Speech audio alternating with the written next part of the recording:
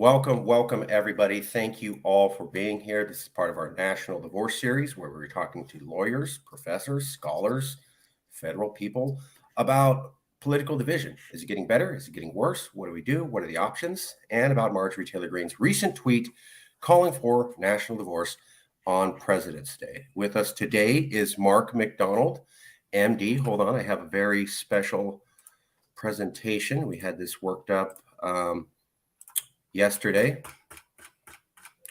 So this is today's show. How do we make Americans feel less afraid of each other? With Mark McDonald, MD. He works in clinical psychiatry. He was born and raised in Los Angeles, graduated from UC Berkeley before attending medical school at the Medical College of Wisconsin. He's trained in both adult and child and adolescent psychiatry at UCLA. And he's worked in Europe, Asia, and Central America. He has worked, I also like that you speak multiple languages, and he also knows some martial arts, including Krav Maga. Today, we're going to be talking about these books. The first one was Freedom from Fear. The first one was United States of Fear, How America Fell Victim to Mass Delusional Psychosis. You can see a lot of interviews with the doctor about that. The new book recently out is Freedom from Fear, 12-Step Guide to Personal and National Recovery. United States of Fear talked about how we are a country of fear. Freedom from Fear is an attempt at how to get us to have individual and national recovery. A little bit more about it. After the United States of Fear, there's a new sheriff in town, Dr. Mark McDonald, who's going straight up to the problem itself, fear. A little bit more about the book. It's on the event that happened in recent past. Our show isn't necessarily about that, but yes, it happened. And some of the things he talks about is the fear addiction, the face in the mirror, admit you're an addict, don't be a sheep, live in the real world, reject narcissism, eliminate media fear junkies, think for yourself, accountability, embrace adulthood. A lot of stuff that seems very standard. And then I'll ask about this question on toward a national recovery, which is at the end of the book. But I also wanted to ask Mark about this, but we'll get to that in a second. Mark, did I get anything wrong with the introduction? Did I say something wrong? Is there something that needs to be covered differently or some other accolade? No, you have everything correct, Mark.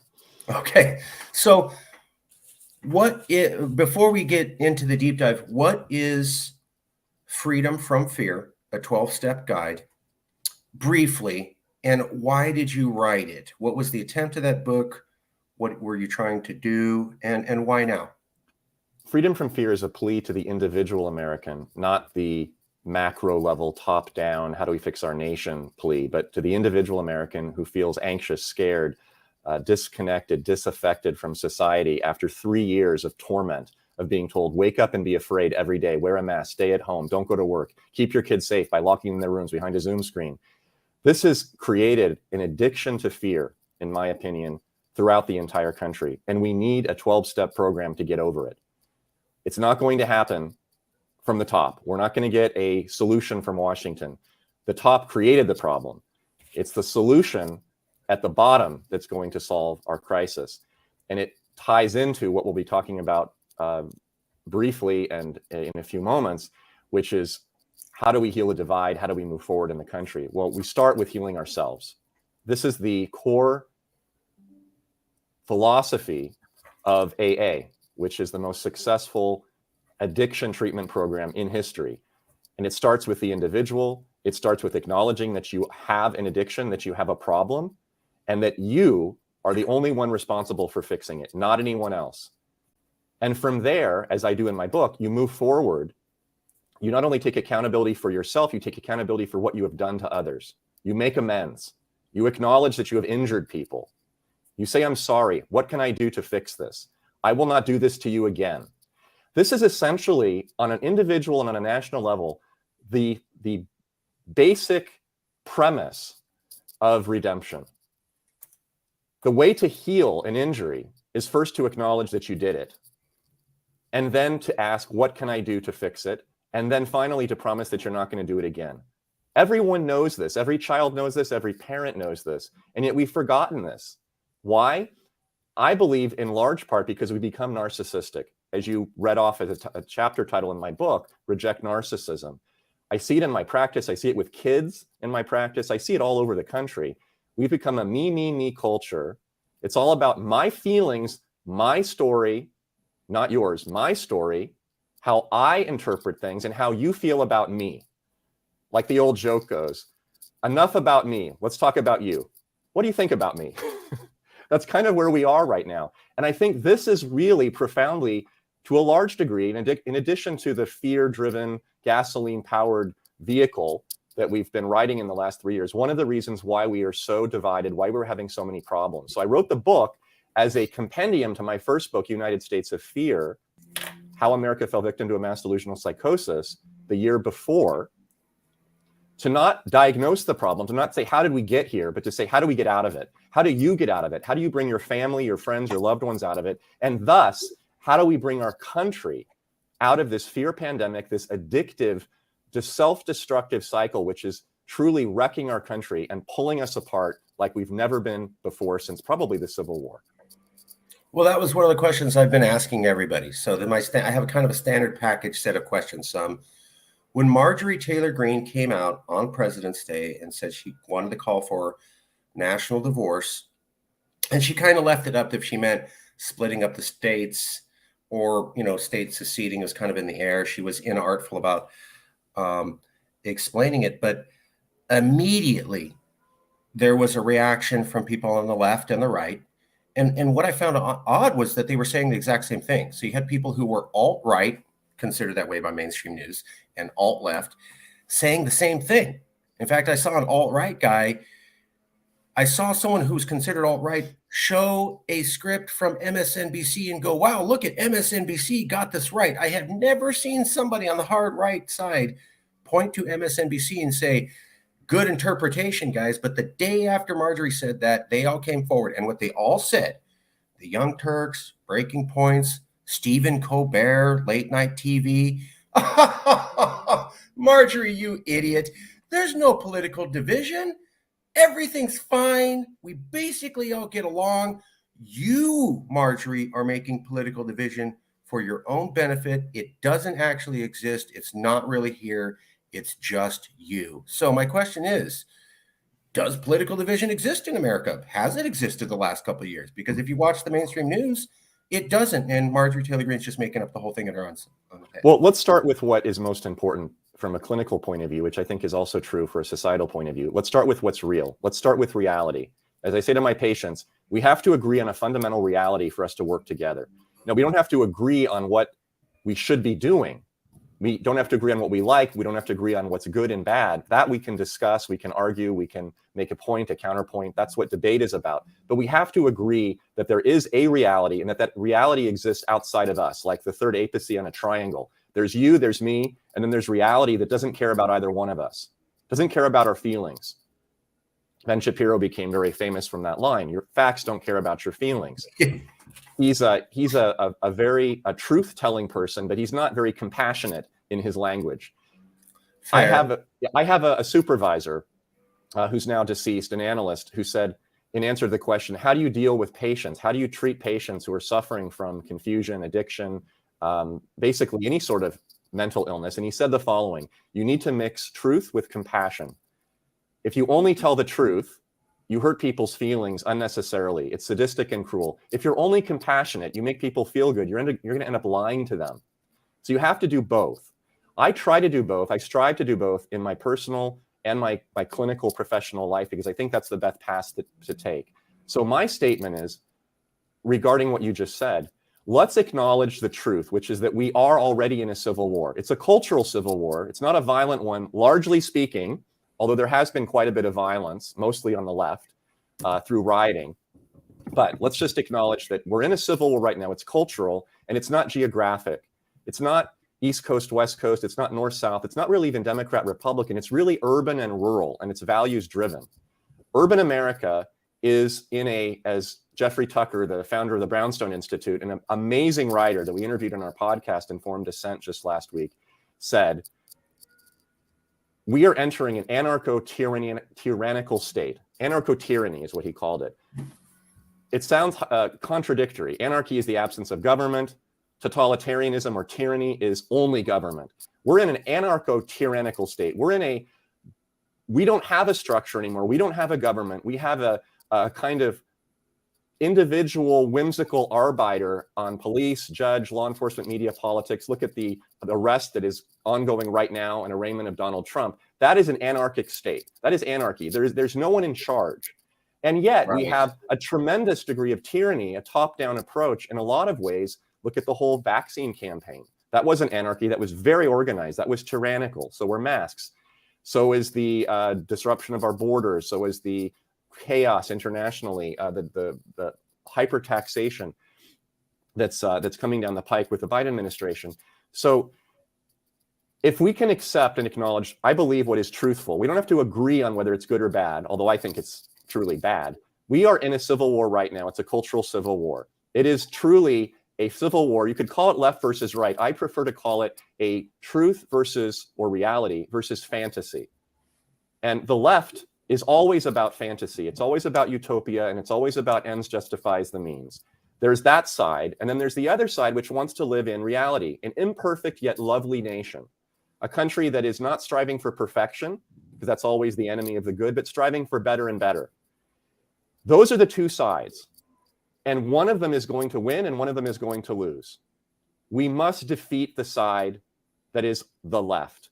That is the tyranny, anarchy state. That is the side that is truly destroying our country. And it doesn't mean that you can't fight that and still be a Democrat. You can, but you can't be a leftist. We have a divide in our country that encompasses 98% of the population, which is not left. And they are about right here in a little circle, very narrowly apart from one another, no matter what their political affiliation.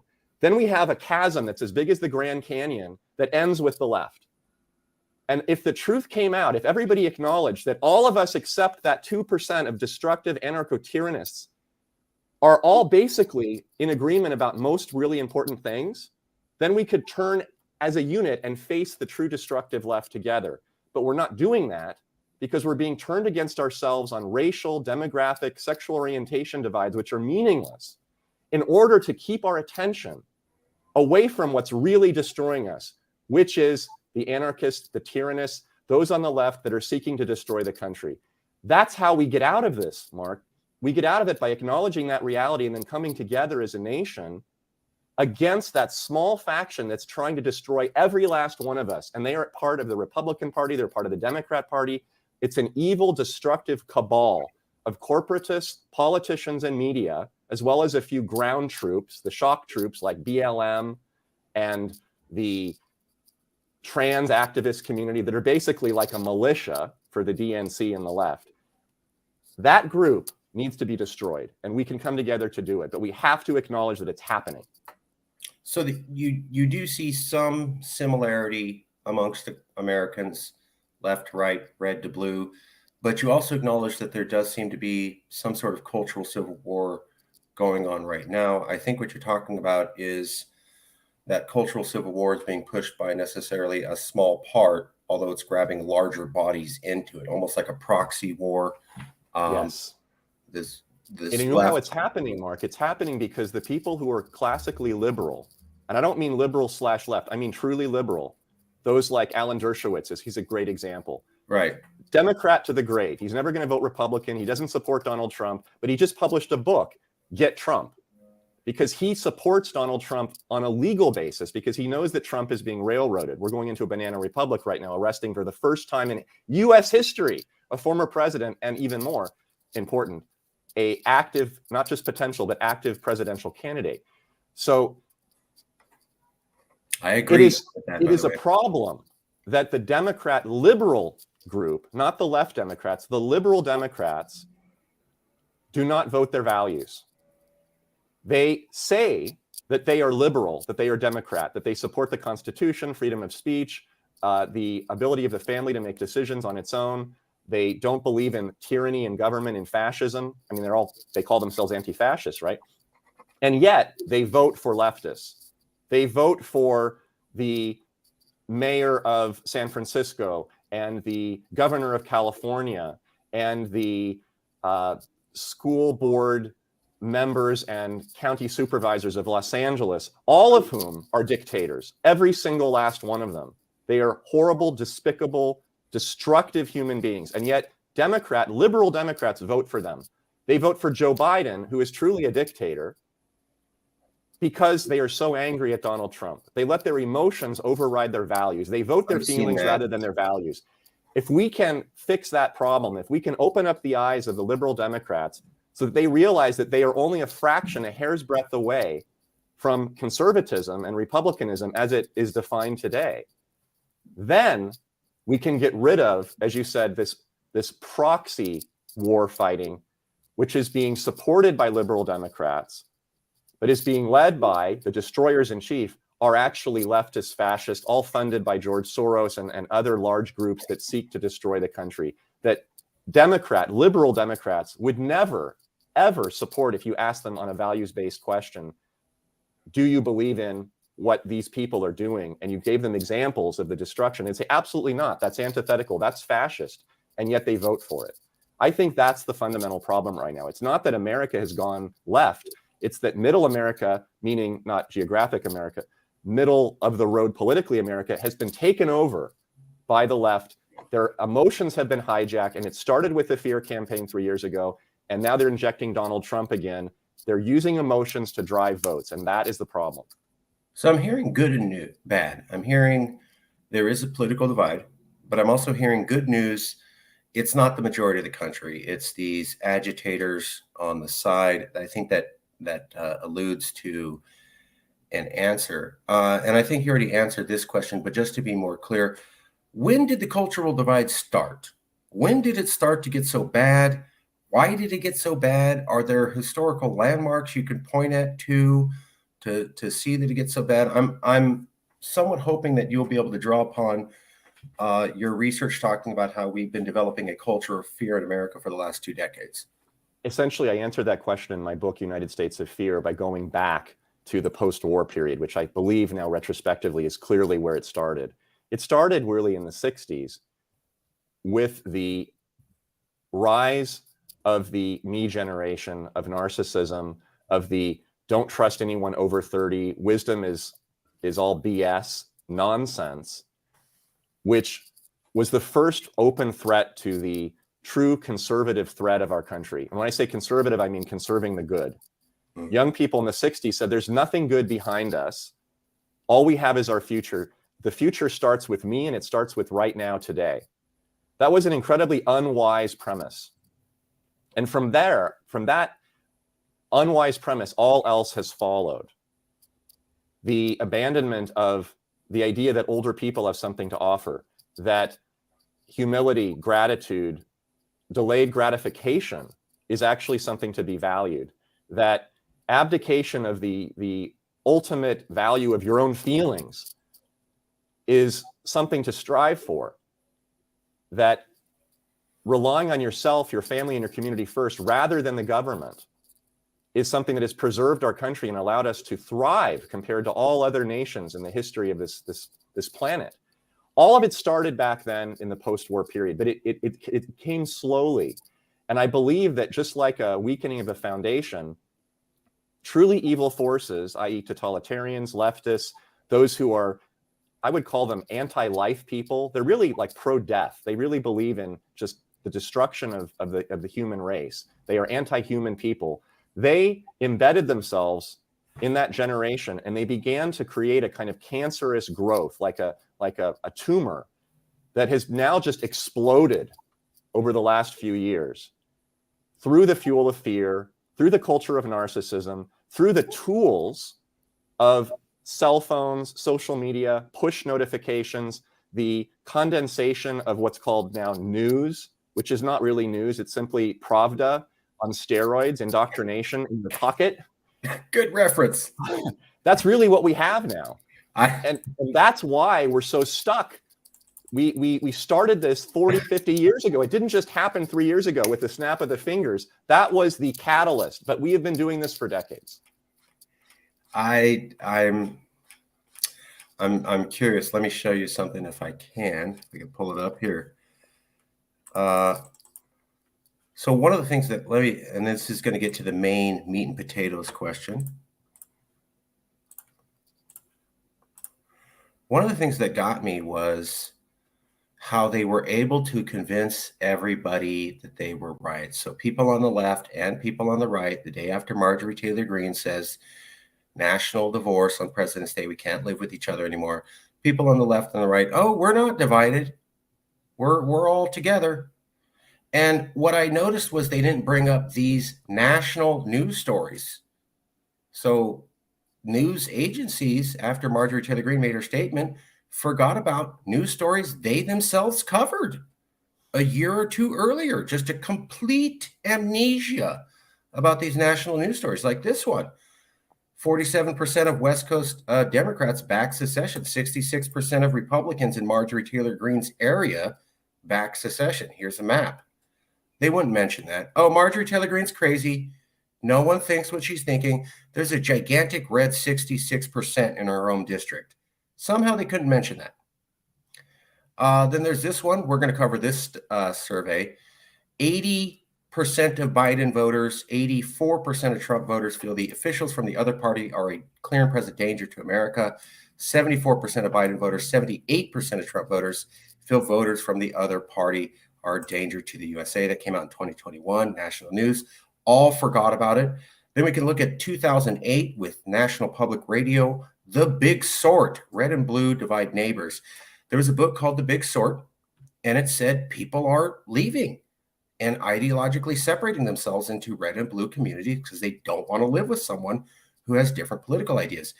2008, NPR updated the article. 2022 said it still all holds. Then we can look at Red Blue Divide in America. 2016, that's the New York Times, where they talked about landslide election counties, which are in gray. Non-landslide election counties, which are in gray, meaning you have a fair chance as a Republican or Democrat to win. Red equals don't even run there if you're not a Republican. Blue equals don't even run there if you're not a Democrat. Gray equals you got a 50-50 chance. You can see from 1992 to 2016, almost all the gray is wiped out. Same thing with the election maps. Then we can look at Time Magazine talking about how people will not date someone who doesn't share their political beliefs and how it's grown from a third to half by 2020. Then the Pew Research Center, 27, partisan divide is even greater. How did everyone forget this? These are national news stories. How did everyone on the left and everyone on the right accidentally forget all these news stories, which they covered, and just say, no, I don't see anything. Everything's fine. Never had any. And why do people buy that? How does that happen? I think there's 2 points here. One of them is projection. The left always accuses the other side of what they're doing themselves. The second is condensation of news. I'm using that word in quotes, news, ideological indoctrination. Most Americans get all of their information from a very small number of sources, and it comes from their phone primarily and from the television set in the gym and the airport and the coffee shop, which is always set to CNN. If you control the news, and there are a very small number of people that control the news, and it's mostly on one side, and you keep sending messages out that the other guy is out to get you, which is really the basis of George Orwell's book 1984.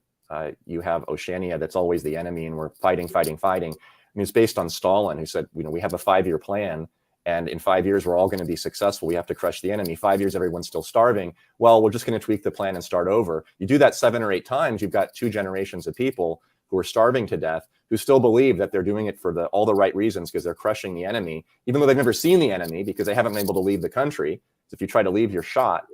This is essentially what's going on right now in the US. That's the answer to the first question. And the second, which is, well, what's going on with the secession issue itself? I want to make something very clear, and I think it's an important distinction. This is my crystal ball. Please. We are, as I said, in a culture war. It's already happening, but it's largely nonviolent. And you pointed out with those maps exactly what visually I just said in words. So we only have one option here. There's an outcome, and it's bifurcated. We're going to see a physical secession, an actual legal, geographic, boundaries drawn secession, where people are going to legally and politically define what's already happening culturally, boundaries, and people are going to relocate across physical borders and set up their own nation states. That's one outcome of this, if this keeps going.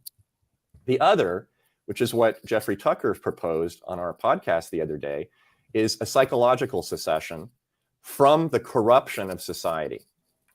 And that doesn't require you to move physically or to redraw boundaries or to create new nation states. If an individual Americans would psychologically secede from the corrupt mainstream organizations of politics, media, pharmacies, bureaucratic institutions. And what I mean by that is stop investing in them in your head and start pulling back to yourself, your family, your community. Go outside, live in reality, respond to what's actually happening that you see with your own eyes, not what's coming through your phone.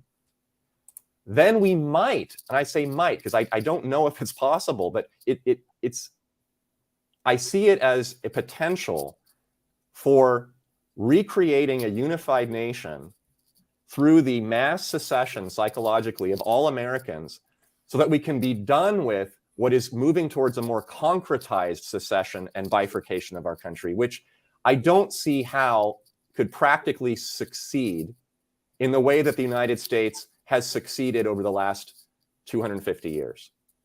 It may be the only outcome, but I don't see it as a potential success story and a potential solution to our problem. It's like chopping off the leg because you have gangrene and you don't have a way to treat the infection. Using a tourniquet to cut off blood flow to save the body, but then you amputate the limb. Yeah, you're going to be alive, but you're not going to be able to run anymore. Why don't we find a way as individual Americans to acknowledge that we're in a death spiral, to pull away psychologically, and to find not our truth, but what is the truth and the reality out there that is always going to be a little bit lacking in what we would like it to be, and accept that there's imperfection, accept that there's loss, accept that there are going to be bad things happening in the world, that we're not living off of a Rousseauian platter, a tabula rasa, where we're born good and everything bad happens because we've been screwed. No, we are born imperfect. We are born with horrible desires and drives, and it's up to us to overcome them. It's not up to us to blame the other guy for our screw ups and for bad luck. If we don't figure that out, then the left, the cancer, is going to take over the body. It's going to force a division geographically. And then we're going to be very, very weak. And we're going to be potentially open to attack from the outside, meaning outside of our country, like China and other bad actors that could truly permanently destroy our country. And then if our country is over, the United States over, if the beacon of light ends in the United States, the whole world will slowly go dark. And that will be a dark age from which humanity may never recover. We're going to have to stop because I have a patient. Oh, damn. Sorry. 2 minutes or you got to go right now? Give you 2 minutes and I got to go. Okay. Does this sound bad? 80% of Biden voters, 84% of Trump voters feel the other officials from the other party are a clear and present danger to America. 74% of Biden voters, 78% of Trump voters feel voters from the other party are a clear and present danger to America. Good sign, bad sign? Bad sign because it's true, meaning that those who are voting Democrat are destroying the country. Any vote for a Democrat is a vote for the destruction of the United States because there are no individual good Democrats. They all follow the party line. The party is corrupt. The DNC is destructive, period, end of issue. On the Republican side, there are good Republicans and bad Republicans. So to some degree, some votes for Republicans are destroying the country, others are not. But it's the best option we have given that the DNC vote is always destructive. That's the bad side. The good side is people are acknowledging it. At least some people are, meaning that they can actually see that there's a problem with the voting system. It's not about voting for or against something that is divisive and that needs to be worked out. There is actually a good vote, bad vote system right now in the US. It shouldn't be like that, but it is. And the fact that people are so aware of this, at least half the country, means that perhaps we can convince those who are punching their votes for leftists thinking that they're voting for liberal values, will wake up to that, and they will start to push either a reform in their own party for people who can buck the DNC position, which is all ideologically destructive, or they will start voting en masse for the other side, meaning the Republicans. And if they do that, then perhaps the Democrat Party will collapse or it'll be reformed. And then we can have a true two-party system again, where we have two parties that are both pushing for a good, virtuous endpoint, but from slightly different directions. Whereas what we have right now is we have a party that's kind of divided, the Republican Party, and then we have another party, the Democrat Party, that is actually seeking to destroy the country. That's my view. Okay. I understand you have to go. If you ever have a chance, I found this fascinating. Thank you for coming on. Be happy to do it again when I get back from my trip. Absolutely. And I'm going to send a link to Beth and you. And thank you so much for being here, Doctor. I appreciate it. Thanks, Mark. We'll end it there.